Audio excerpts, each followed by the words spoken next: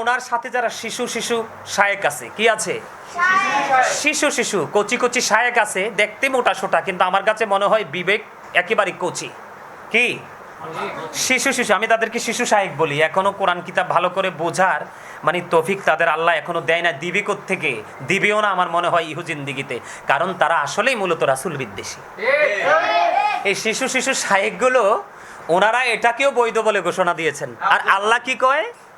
অকর্ণা ফি বুয়ুতিকুন্না ওয়ালা তাবাররাজনা তাবাররুজাল জাহিলিয়াতিল। আল্লাহ রাসূল বলতেছে মহিলাদেরকে ঘরে থাকো। কোথায় থাকো? ঘরে থাকো। তোমরা ওই জাহিলি যুগের নারীদের মতো নিজেদের রূপটা অন্য পুরুষের সামনে কি করিও না, দেখাইও না, প্রদর্শন করিও না।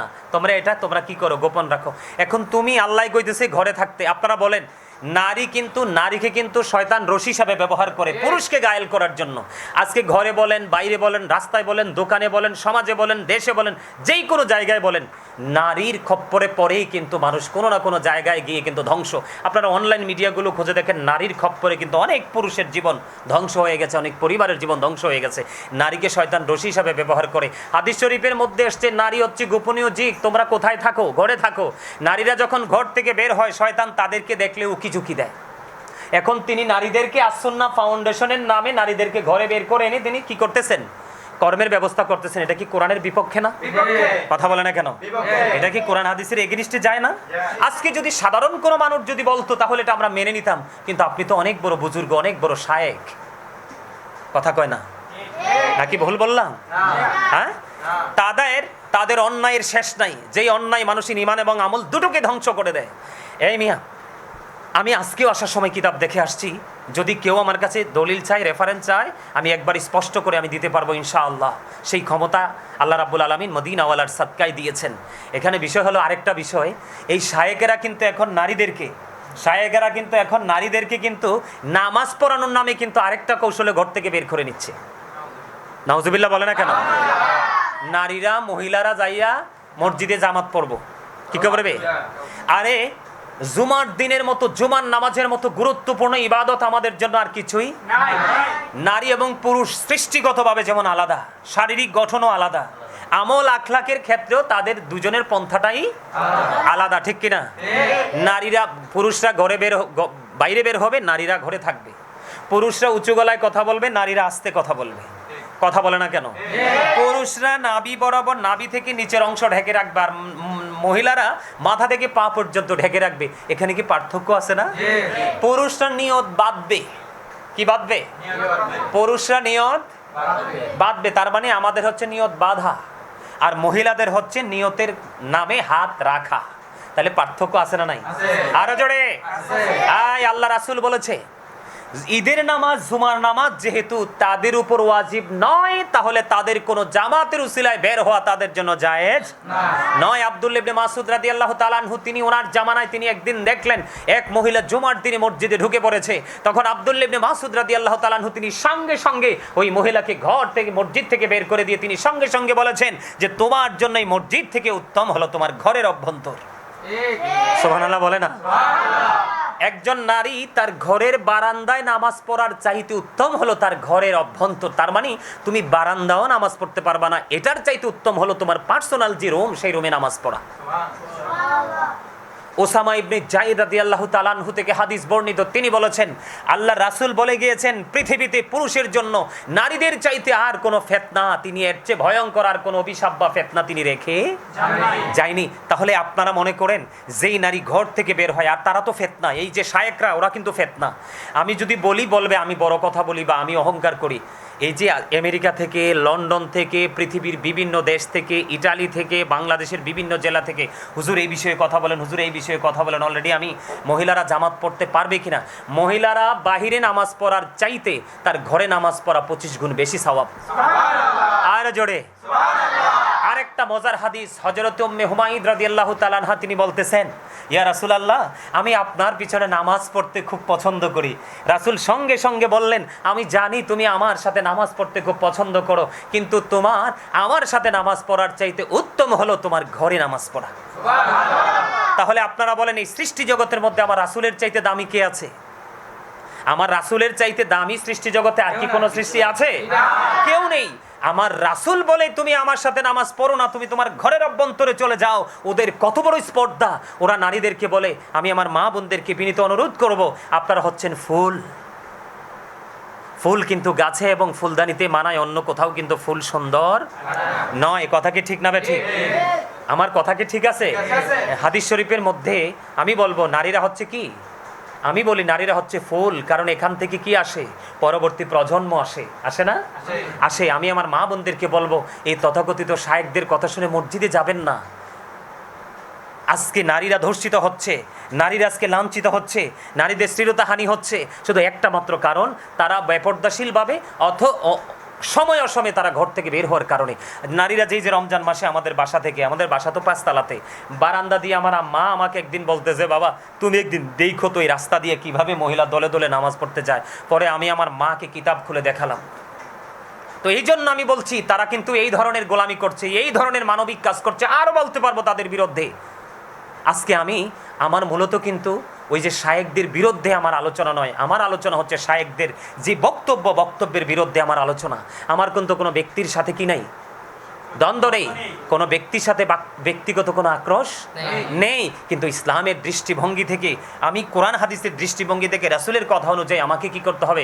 সাধারণ মানুষের ঈমান বাঁচানোর জন্য আমাকে কথা বলতে হবে। আল্লাহ রাসূল এটাও বলেছে, ওয়ান আলী রাদিয়াল্লাহু তাআলা আন্না রাসূলুল্লাহি সাল্লাল্লাহু আলাইহি সাল্লাম ক্বালা মান সাব্বা নাবিয়্যা ফাকতুলহু ওয়া মান সাব্বা সাহাবী ফাদরিবুহু। আল্লাহ রাসূল বলেছেন কি দেখেন, আমি আপনাদেরকে বলছি, আল্লাহ রাসূলকে গালি যারা দিবে, কি দিবে? তাদেরকে তোমরা হত্যা করে ফেলো। কি করে ফেলো? আরো জোরে, তাদেরকে হত্যা করে ফেলো। আর সাহাবায়ে কেরামকে যারা গালি দিবে, তোমরা তাদেরকে প্রহার করো, তার মানে বাইন্দা পিটাও। কতটা গুরুত্ব সহকারে নবী সম্পর্কে ভাবতে হবে, অসংখ্য অগণিতবার গবেষণা করে নবী সম্পর্কে কথা বলতে হবে। কারণ নবী সম্পর্কে যদি কোনোভাবেই কোনো শব্দ যদি কি হয়ে যায়, নবীকে অবমাননাকর হয়ে যায়, নবীকে অসম্মানজনক হয়ে যায়, তাহলে ঈমান চলে যাবে। আপনার ঈমান নষ্ট হয়ে গেছে, আপনার এই আমল দিয়ে কোনো ফায়দা এখানে সবচেয়ে বড় বিষয়। আমি যেটা বলছিলাম শুরু থেকে, আজকে আমার যে মূল বিষয়টা, শুরুটা, সেই বিষয়টা হলো আল্লাহ রাসূল কি বলেছেন, কুনতু নাবিয়্যা ওয়া আদামু বাইনার রূহি ওয়াল জাসাদ। আল্লাহ রাসূল বলেছেন, আমি ওই সময় নবী যখন আদম ছিল দেহ, রূহ এবং দেহের মাঝে। তার মানে I was a prophet when Adam was mixture of water and mud. জোরে জোরে আল্লাহু আকবার। রাসূল বলতেছেন, এখন যারা রাসূলের এই জবানকে, পবিত্র বাণীকে অস্বীকার করছে, তারা কিন্তু রাসূলের ইজ্জতে আঘাত, রাসূলকে অসম্মান করেছে। অসম্মান যারা করছে তাদের জন্য আমি ইংলিশে বলতে চাই, একটা হাদিস শরীফ বুখারী এবং মুসলিম শরীফের মধ্যে এসেছে, আর রাসূল বলেছেন, I have been order to fight against people until they testify that there is no God but Allah and that Muhammad sallallahu alaihi wasallam is the messenger of Allah, Bukhari and Muslim। তুমি ওই পর্যন্ত তার সাথে কি করতে হবে? যুদ্ধ চালিয়ে যেতে হবে। তোমাকে ওই পর্যন্ত তাকে এগেইনস্ট পার্টি মনে করতে হবে, যেই পর্যন্ত নাতে সত্যিকার অর্থে আল্লাহ ছাড়া কোনো মাবুদ নেই এবং আল্লাহর প্রিয় হাবিব, আল্লাহর প্রেরিত রাসূল মেসেঞ্জার হিসেবে এসেছে, এটা সে মনে প্রাণে স্বীকৃতি না দিবে। আমার সুবহানাল্লাহ কয় না কেন? আরে আরো জোরে। নবীর বিরুদ্ধে কথা বললে কি আল্লাহ সহ্য করে? আমার এখানে কিন্তু হাফেজ সাহেবরা আছেন, আমার কিন্তু আজকে কোনো টেনশন নেই। হাফেজ সাহেব ওয়ালিদ বিন মুগিরা যখন আল্লাহ রাসূলকে নিয়ে, রাসূলকে অসম্মান করলেন, রাসূলের ইজ্জতে আদর ধরে টান দিলেন, আল্লাহ কিন্তু একটা সেকেন্ডও দেরি করেনি। আল্লাহ বলেছেন, উতুল্লিং বাদা যালিকা জানিম। আল্লাহ বলেছেন, with all that he is a bastard. আল্লাহ রাব্বুল আলামিন ওয়ালিদ বিন মুগিরাকে বলছে, তুই জারজ। কেমন রিয়াকশন হলো?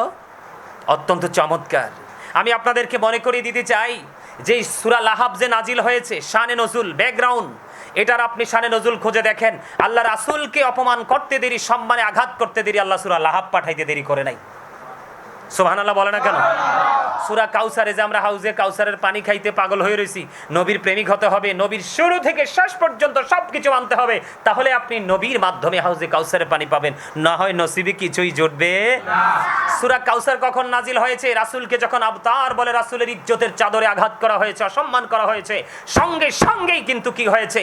আল্লাহ রাব্বুল আলামিন সূরা কাউসার নাজিল করে প্রেমিকদেরকে সান্ত্বনা দিয়েছেন, আর রাসূলের এগেইনস্ট পার্টি যারা, তাদেরকে তাদের জন্য ভয়ঙ্কর মেসেজ দিয়ে দিয়েছেন। তো এই জন্য আমি আজকে বলতে চাই যে তথাকথিত শায়েখ যিনি রয়েছেন ওনাকে আমি বলতে চাই আজকের এই আলোচনার মাধ্যমে, আপনার এই আলোচনা কিন্তু আপনি যতই কিন্তু আপনার শিশু শায়েখদেরকে নামিয়ে দেন না কেন মাঠে, আপনার এই বক্তব্যকে কিন্তু বৈধ করা যাবে না। গিয়াসউদ্দিনের তাহিরিকে আপনি ব্যক্তিগতভাবে পছন্দ করেন না, আমি বিশ্বাস করি আপনার ভালো লাগে না, আমি মেনে নিলাম তিনি ভণ্ড, সেটাও মেনে নিলাম, উনি ভণ্ডামি করছে সেটাও মেনে নিলাম, কিন্তু আমি ব্যক্তির দিকে তাকাবো না, আমি তাকাবো ওনার বক্তব্যের দিকে। আর আপনি মানবিক কাজ করেছেন, আমি কিন্তু মিডিয়ার সামনে আজকে তুলে ধরেছি আপনার মানবিক কাজগুলো কতটা কোরআন হাদিসের এগেনিস্টে যায়। এগুলো শুনলে নারীও ধ্বংস হবে, পুরুষও ধ্বংস হবে, ঠিক কিনা বলেন? তো ঠিক তৎকালীন সময়ের মতো আজকের এই তথাকথিত শায়েখগুলো আমাদের ঈমান হরণ করার জন্য বাজারে নেমেছে। আমি আপনাদেরকে বলে দিতে চাই রাসূল অনেক কষ্ট পেয়েছে, আর রাসূল কষ্ট পেলেই কিন্তু আল্লাহ কষ্ট পায় কি পায় না? এই যে আল্লাহ রাব্বুল আলামিন যে কোরআনে বলেছেন মাইয়ুতির রাসূলা ফাকাদ আতা আল্লাহ, এখান থেকে কি বোঝা যায়? হি হো অবিস দা এবস্টিল অবিস আল্লাহ। যেই ব্যক্তি রাসূলকে নির্দেশ মানলো সেজন আল্লাহর নির্দেশ মানলো। এখন কি আপনি 40 বছর আগেরটি মানবেন না? কথা বলে না কেন? আল্লাহ কি বলছে? এখানে বলছে যে তুমি 40 বছর আগেরটি কোনো কিছু মানলো না। রাসূল যে হাঁটতেন, যখন অনেক বেশি রৌদ্র থাকতো মেঘমালা রাসূলকে ছায়া দিত, অস্বীকার করলে ঈমান থাকবে? হ্যাঁ, 40 বছর আগে তিনি নবী ছিলেন না। এক সময় মক্কায় দুর্ভিক্ষ হয়ে গেলেন। শিশুকাল কারে কয় আপনারা সবাই জানেন, আমি বলবো না। রাসূল তখন শিশু, তখন আবু তালেবের কাছে, হযরত আবু তালেবের কাছে চলে আসলেন মানুষ। চলে এসে বললেন, আবু তালেব আপনি কোথায়? মক্কার অবস্থা ভালো না, দুর্ভিক্ষ শুরু হয়ে গেছে অনাবৃষ্টির কারণে। তখন সঙ্গে সঙ্গে কি করেছে? আল্লাহ রাসূলকে আবু তালেব নিয়ে বের হলেন, তিনি শিশু। খানায় কাবার দেয়ালের সাথে ওনার পিঠ মোবারক লাগাইয়ে দিলেন, আকাশের দিকে তাকাই একটা ইশারা দিলেন, সঙ্গে সঙ্গে এমন বৃষ্টি শুরু হয়েছে, পাহাড় থেকে পানির ফোয়ারা নেমেছে, পুরো মক্কা নগরী শীতল হয়ে গেছে। আরো জোরে সুবহানাল্লাহ। আর আমাদের শায়েখ যিনি নবীর বিদ্বেষী, সারা জীবন বলেছে হাত তুলে দোয়া করা যাবে না, এখন একটু গরম লাগছে মাঠে নেমে আসছে দোয়া করার জন্য। আমি কিন্তু সালাতুল ইস্তিসকার বিরোধিতা করছি না, আপনারা বুঝে নেবেন। আগেই বলেছি আপনারা আবেগী হয়েন না, বিবেকী হন। আমরা বক্তব্যগুলো আপনারা কাট করেন, আপনারা ফাইন্ড আউট করেন আমি কি বলছি। আমার রাসূল শিশু, তিনি ইশারা দিতে দেরি, সাথে সাথে বৃষ্টি চলে আসছে। আর আপনি তো দেখলাম অনেক দিন কানছেন আল্লাহর দরবারে হাত তুলে, বৃষ্টি তো হইল না। আবহাওয়া অফিস থেকে যেই দিন বৃষ্টির নির্দেশনা দিয়েছে 2 তারিখ এই মাসের, ঠিক 2 তারিখে দেখলাম বৃষ্টি নামলো বাংলাদেশে। তাহলে আপনি একটু চিন্তা করে দেখেন, আপনি কিন্তু পৃথিবীর মানুষকে বোকা বানাতে পারছেন, কিন্তু আল্লাহ পর্যন্ত আমার মনে হয় আপনি পৌঁছাতে পারেননি। আমি যদি আজকে বলি, আমি কিন্তু কারো সমালোচনা করি না, করার চেষ্টা করলে গঠনমূলক সমালোচনা করার চেষ্টা আমি করি। আমি যদি একটু বলি, তিনি যে সালাতুল ইস্তিসকার নামাজ পড়ছে, আসলে কি সালাতুল ইস্তিসকার নামাজ পড়ার কি সময় হয়েছিল তখন? আরে জাস্ট একটু গরমে না লাগছে। এই তোমরা সবাই আমাদের এলাকায় যারা গেছো তোমরা দেখো নাই, ক্ষেতের মধ্যে হাঁটু সমান পানি, কি মাঠে সোনালি ফসল নাচতেছে, গাছে গাছে ফল। কই আপনার গরমের কারণে ফল তো আমি জ্বরে পড়তে দেখিনি। আপনি ইস্তিসকার নামাজ কখন পড়বেন? সমস্ত মাটি কি হয়ে যাবে? সাদা হয়ে যাবে, বৃক্ষগুলো মৃত্যু সজ্জায় চলে যাবে, পশু পাখিগুলো পানির অভাবে তারা মৃত্যুর পথযাত্রী হয়ে যাবে, তখন আপনি ইস্তিসকার নামাজ পড়বেন। আপনি যে ইস্তিসকার নামাজ পড়ছেন, আপনি যদি এত বড় জনগণ যেভাবে আপনাকে নিয়ে কথা বলছে, আপনার শিশু শায়েখগুলো, তো এইভাবে আপনি যে বুজুর্গ লোক, আপনার এই বুজুর্গিত সাথে সাথেই বৃষ্টি এসে পুরা বাংলাদেশে পানির প্লাবন শুরু হয়ে যাওয়ার কথা ছিল, আছে না? কথা কয় না। আজকে কেন বলছি, আপনি আজকে আমাদেরকে বাধ্য করেছেন এই কথাগুলো বলতে। আর এই কথাগুলো বলেছে এই কারণে, সাধারণ সরল মনা মানুষের ঈমান যেন নষ্ট না হয়। এবার আমি কোরআনে ফিরে আসি। আল্লাহ রাব্বুল আলামিন কি বলেছেন? আল্লাহ রাসূলকে কি কষ্ট দেওয়া যাবে? কথা বলেন। এখানে হাফেজ সাহেবরা আছেন, ভুল হলে বলে দিবেন, ভুলের ঊর্ধ্বে আমিও নই, কেউ নই। আল্লাহ রাব্বুল আলামিন বলেছেন, এই ইয়া আইয়ুহাল্লাযীনা আমানু লা তারফাউ আসওয়াতাকুম ফাওকা সাওতিন নবী। আল্লাহ রাব্বুল আলামিন ঈমানদারদেরকে ডাক দিয়েছেন। আমার দিকে তাকান সবাই। আল্লাহ কিন্তু কোনো মুনাফিক, বেঈমান, কাফির, মুশরিককে ডাক দেয়নি। আর ঈমানদার কারা? যারা নবীর সাচ্চা প্রেমিক, নবীর যারা আশিক, তারাই হলো সাচ্চা ঈমানদার। আল্লাহ রাব্বুল আলামিন ঈমানদারদেরকে ডাক দিয়ে বলেছেন কি? তোমরা একজন আরেকজনের সাথে যেইভাবে সম্বোধন করে কথা বলো, তোমরা রাসূলের সাথে সেইভাবে কথা বলিও না। রাসূলের কণ্ঠস্বরের উপর তোমার কণ্ঠস্বরকে উঁচু করিও না। আপনারা বলেন, শায়েকের কণ্ঠস্বর কি উঁচু হয়েছে না? আমার কথা বলে না কেন? শায়েকের কণ্ঠস্বর কি রাসূলের কণ্ঠস্বরের উপরে চলে গেছে কিনা? এবং শায়েকের যে শিশু শায়েকগুলো আছে, শিশু শায়েকগুলো যে ওনাকে বৈধ করার জন্য চেষ্টা করতেছে, তাদের কণ্ঠটা রাসূলের কণ্ঠস্বরের উপরে গেছে কিনা? আল্লাহ ঈমানদারদেরকে সাবধান করেছে, কোনো বেঈমান, কাফের, মুনাফিকরে নয়। এই যে আল্লাহ বলেছেন রাসূলের কণ্ঠস্বরের উপর কণ্ঠস্বর তোমরা কি করো না? উঁচু করো না। আজকে রাসূল বলতেছে, আমি তখন থেকে নবী, যখন আদমের অস্তিত্ব ছিল না, তিরমিজি শরীফের মধ্যে এসেছে, তাফসীরে রুহুল বয়ানের মধ্যে এসেছে, অন্যান্য হাদিস, মিশকাত মিশকাত শরীফের মধ্যে আসছে হাদিস, অনেকগুলো হাদিস আমি দেখেছি, আল্লাহ আমাকে দেখিয়েছেন। এখন আল্লাহ বলতেছে কণ্ঠস্বরের উপর কণ্ঠস্বর উঁচু করিও না। কিভাবে কণ্ঠস্বরটা উঁচু হলো? তিনি কিভাবে ইমান নষ্ট হয়ে গেল, উনি কিভাবে তার ভক্তদের ইমানকে চুরি করে নিয়ে যাচ্ছে। আপনারা রাসূল বলতেছে আমি তখন থেকে নবী, তথাকথিত শায়েখ বলতেছে তিনি তখন থেকে নবী শেষ নেই। মনের অজান্তে কি হয়ে যাবে? তোমার আমল বিনষ্ট, তোমার নামাজ রোজা হজ জাকাতে মানবিক কাজে কোনো ফায়দা হবে না। তুমি সাধারণ মানুষকে মানবিক বলে তুমি যেইভাবে মানুষকে কি করছো, বোকা বানাচ্ছ ভাই, কিন্তু আসলে কিন্তু আল্লাহ রাসূলের কাছে সেটা মানবিক হিসাবে বিবেচিত নয়। বরং আমরা যে কোরআন হাদিস অবজারভেশন করেছি, আমরা অ্যানালাইসিস করেছি, সেখান থেকে বোঝা যায় তোমার এই কর্মগুলো কোরআন হাদিসের এগেইনস্ট, তার মানে আল্লাহ রাসূলের বিপরীত দিকে চলে যায়। শুধু এখানেই কিন্তু আল্লাহ ক্ষান্ত নয়, আল্লাহ আরো বলেছেন ইন্নাল্লাযীনা ইউযুনাল্লাহা ওয়া রাসূলাহু লা'নাহুমুল্লাহু ফিদ দুনিয়া ওয়াল আখিরাতি ওয়া আ'আদ্দা লাহুম আযাবাম মুহিনা। আল্লাহ বলছে না, আল্লাহ রাব্বুল আলামিন কি বলেছেন? আল্লাহ এবং আল্লাহ রাসূলকে যারা কষ্ট দেয়, আল্লাহ রাব্বুল আলামিন তাদেরকে দুনিয়া এবং আখিরাতে কি করেছেন? লানত দিয়েছেন, অভিশাপ দিয়েছেন। অভিশপ্ত বলে আল্লাহ রাব্বুল আলামিন ঘোষণা দিয়েছেন এবং বলেছেন ওয়া আ'আদ্দা লাহুম আযাবাম মুহিনা, তাদের জন্য ভয়ঙ্কর শাস্তিরও ব্যবস্থা আছে। এখন রাসূল বলতেছে আমি তখন থেকে নবী, শায়েখ বলতেছে তখন থেকে নবী নয়, কোরআন হাদিস দ্বারা প্রমাণিত হওয়ার পরেও, এবং এটাকে বৈধ করার জন্য, অবৈধ বক্তব্যটাকে বৈধ করার জন্য, ঈমান হারানোর মতো বক্তব্যটাকে আপনার বৈধ করার জন্য কিন্তু তিনি শিশু শায়েখদেরকে মাঠে নামিয়ে বৈধ করার চেষ্টা করতেছে। কিন্তু কোরআন হাদিসের কোরআন তো আর স্বীকার করার সুযোগ নেই। হাদিস কেনা মৌজু কতক্ষণ, জাল কতক্ষণ, এই কতক্ষণ, এই চংবং, ঠিক না? আল্লাহ বলতেছে রাসূল কি কষ্ট পায় নাই? কথা কয় না, রাসূল কষ্ট অবশ্যই পেয়েছে। রাসূল কষ্ট পাইলে কি আল্লাহ খুশি হয়? এই যে আবতার বলতে দেরি, রাসূল কষ্ট পাইছে শুনছে, আল্লাহ তো আরো বেশি কষ্ট পাইছে, সাথে সাথে সূরা কাউসার নাজিল করে দিয়েছে। এগুলো আমাদেরকে বুঝতে হবে। কথা কি বুঝে আসছে?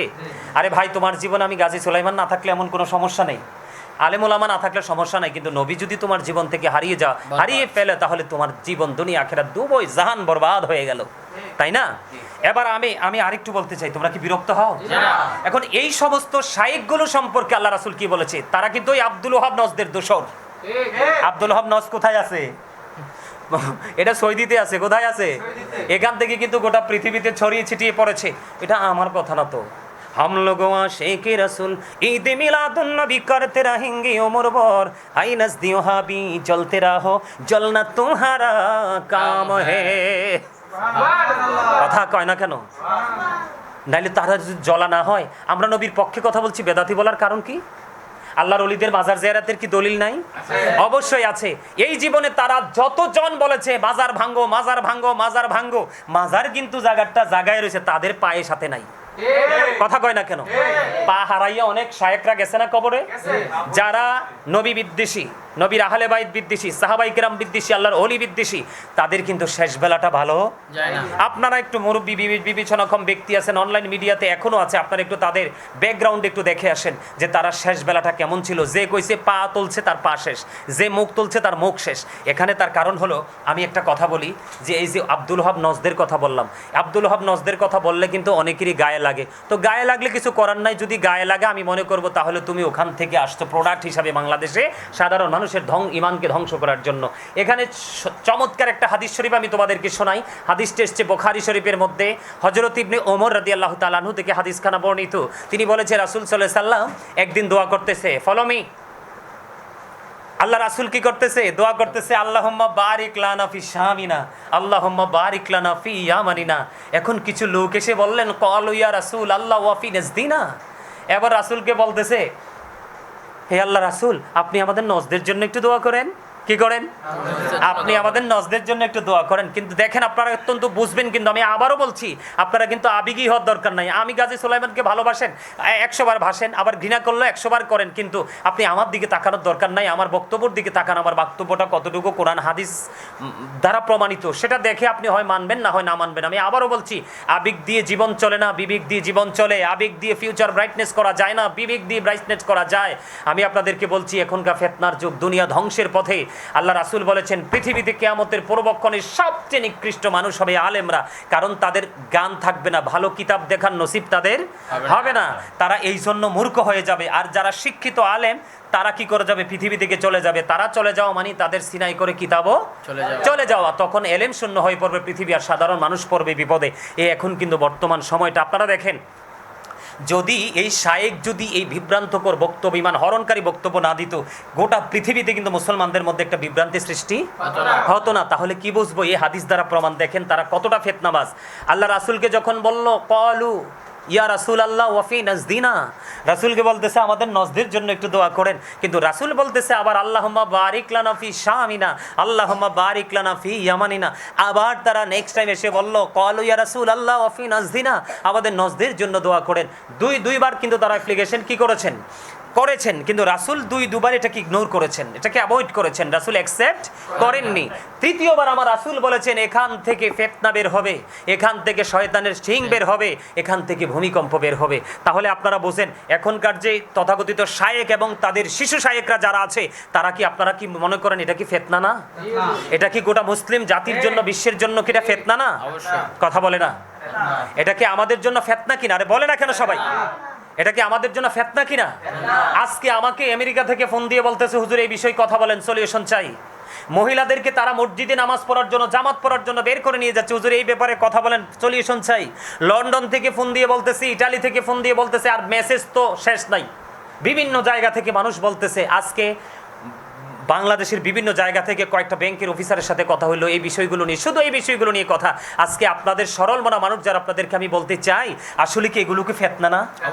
আজকে তারা বিভ্রান্তি সৃষ্টি করতেছে আর আমরা সমাধানের জন্য কথা বলতেছি। এখন যারা বিবেকী তারা কিন্তু বিবেচনা করতেছে, আর যারা বিবেকবান হতে পারেনি তারা কিন্তু কি করেনি, তারা সমালোচনা করতেছে। আরে ভাই আমার সমালোচনা করার সমস্যা নাই, কিন্তু এই সমালোচনা যদি নবীর বিপক্ষে চলে যায় তাহলে কিন্তু তোমার তো দুনিয়াও শেষ, আখিরাতও শেষ। কারণ তোমরা চিন্তা করবে যে হুজুর এই কথাটা নিয়ে কেন ইমান চলে যাবে? তোমার মূল ইমানই হচ্ছে রাসূল।